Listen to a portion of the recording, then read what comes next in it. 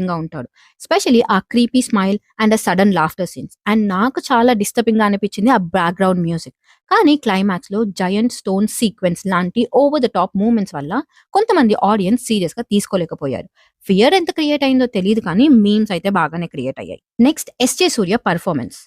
క్యారెక్టర్‌కి లైఫ్ ఇచ్చింది 'SJ Surya' performance. ఆ body language, unpredictable expression and mad laughter scene మీద ఫుల్ అన్‌కంఫర్టబుల్ వైబ్ క్రియేట్ చేస్తుంది.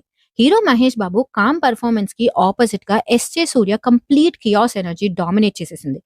స్క్రిప్ట్‌లో ఫ్లాస్ ఉన్నా కూడా 'భైరవుడు' మెమరబుల్‌గా అవ్వటానికి మెయిన్ రీజన్ అతనే. ఈ లిస్ట్‌లో నెక్స్ట్ వస్తుంది 'Ballari Babu' played by Srikanth in the movie 'Akhanda'. Boyapati యూనివర్స్‌లో latest logicless heavy weight villain 'Akhanda' నుండి బల్లారి బాబు. ఇంటర్నేషనల్ లెవెల్‌లో మైనింగ్ మాఫియా చేస్తాడు. కానీ బిహేవియర్ మాత్రం ప్యూర్ లోకల్ రౌడీ స్టైల్‌లో ఉంటుంది.